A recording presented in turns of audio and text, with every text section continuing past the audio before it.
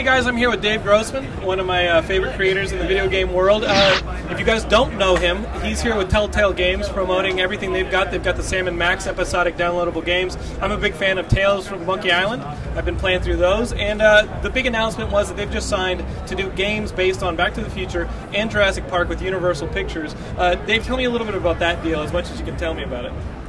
Well, there's not a ton that I can tell you. Yeah, we can't play it here, obviously. Than that, we're pretty excited to be working with Universal on these things. These are properties that kind of mean a lot to people at our studio as well as at Universal, and they're really kind of big for us. We have this reputation of being a studio that handles a licensed property well, which I think is one of the reasons why they wanted to work with us. And also, we tend to focus on story and character, so you'll see us doing that. Particularly, I think, for people with the Jurassic Park game, the expectation might be, oh, you're just going to shoot dinosaurs, but we're going to do something a little more interesting with it than that. That's what I like about your games, is that a game like Sam & Max, it's a lot of puzzles, and then a game like the Monkey Island games, you guys took what was inherent in those franchises and turned them into puzzlers. So you can see how somebody would look at that and be like, oh, the Jurassic Park game is just going to be a shooting game. How do you take something that's so action-intensive and then pace it, not only for something that's puzzle-based, but episodically? Because that's another thing that you guys have done. We're actually working on some different mechanics, specifically to kind of deal with that, because the important thing is with a license like that is to keep the tension of the scenes high, and there's lots of, even if there isn't a dinosaur right in your face at any given time, there should be one right around the corner, and you should be worried about it. It's we're going to be turning a lot of tricks actually to keep that up, and it won't be quite so slow-paced and friendly as some of our other series are. In Back to the Future, are we going to see the kind of time-hopping stuff we may have seen in some of those old LucasArts games like Day of the Tentacle, where some of the puzzles that you have to solve take you back and forth across time and across this big, expansive storyline? Well, I don't want to get into too much detail, obviously, but I mean, it's Back to the Future, so there'll be some time travel involved.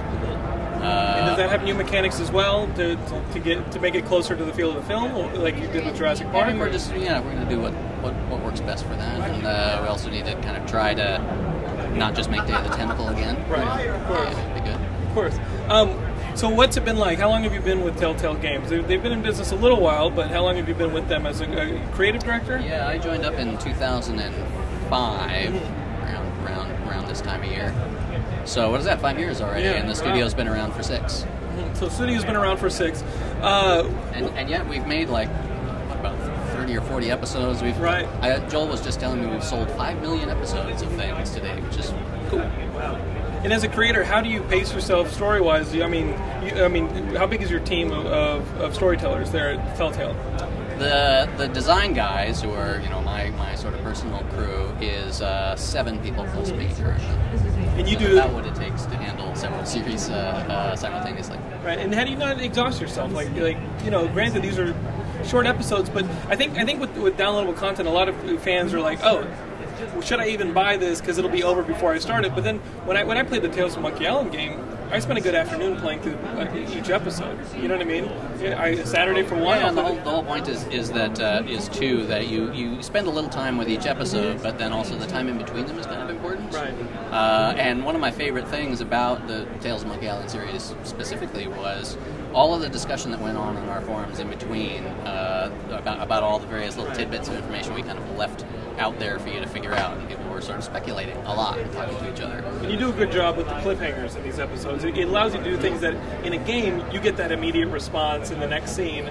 If you buy yourself a $60, $30 full-fledged game, those questions that you would put out there in an episodic content get immediately answered. There's no time for you to consider them, it's just kind of a different storytelling. It's almost like a comic book.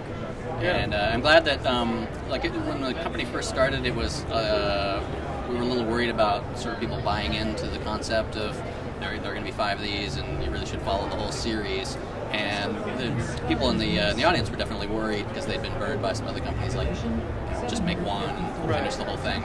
So we had to design them a little differently back then, where we couldn't, each story really kind of had to wrap up each time. So they're more little individual nuggets, and with with the Monkey Island series, by that time people kind of knew us and trusted us, so we could really take advantage of the form, the episodic form, and leave things hanging in between. It's more like a Harry Potter novel. It goes from chapter to chapter. J.K. Rowling is always sort of introducing some new thing for you to think about as she wraps up the last thing. And you guys have been handling other people's property here and there, with Sam & Max games, with Tales of Monkey Island, now with the big deal at Universal. What are you guys doing originally? What are some of the original concepts coming out of Telltale Games? Well, we're releasing later this month something called Puzzle Agent, which is we have a new program called the Pilot Program, where we're going to essentially do pilot episodes for our series and put them out there and see if people respond, and that allows us to kind of take bigger risks about the IP and stuff like that. So yeah, there are going to be some more original titles. And what's that one centered around? Puzzle Agent? So Puzzle Agent is it's a little bit more of an abstract puzzler, kind of Professor Layton kind of style puzzling. And we love those games. But with our kind of story twist on it. So it's actually kind of heavier on story and people than humor. So we're going to have some of that Telltale it's pretty funny, and it's based on we're working with Graham Animal on it, who's our former creative director, and he does these comic books, but also like weird YouTube videos that are sort of they're quaint looking, but you get a feel for his creepy side whenever you watch them. So it's a little bit like this game is it's about this puzzle researcher for the FBI, and he gets a case for like the first time in 10 years. They don't get a lot of puzzle cases at the FBI, and it sends him off to this weird town in Minnesota where people are looking cross-eyed at him, and people are covering stuff up. The sheriff is like deliberately stonewalling him on his investigation. He can't quite figure out what's going on. There are these weird little red gnome people keep popping up. So always a problem. It gets pretty weird before it wraps up, which is half the fun. And when might we see that one, Puzzle Agent? That one is coming out at the end of the month. We're going to be releasing for PC and Mac, and also on iPad and iPhone. And I'm not sure if those are making the month or not. Very cool. So guys, look for that one.